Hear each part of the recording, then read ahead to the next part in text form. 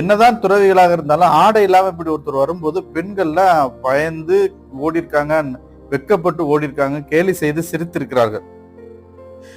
போய் கதவை சாத்திக்கிட்டாங்க. அப்போ இந்த சமண மதத்துக்கு போயிட்டு திரும்ப சைவ மதத்துக்கு வந்த திருநாவுக்கரசர் அதெல்லாம் இந்த காட்சிகளை நினைத்து நொந்து பாடுறாரு. குவிமுலையார் நகை நாணாது உளிதர் வேனை என்றும் காவிசேர் கண்மடவார் கண்டோடி கதவடைக்கும் கல்வனானேன் என்றும் வருந்தி பாடுகிறார்.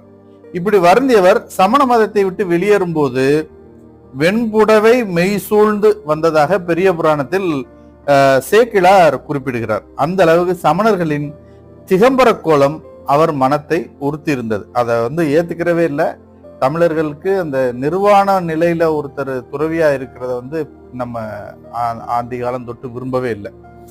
பெண்களால் ஏற்கப்படாத நெறிகளை உடைய மதம் எவ்வாறு வாழ முடியும்?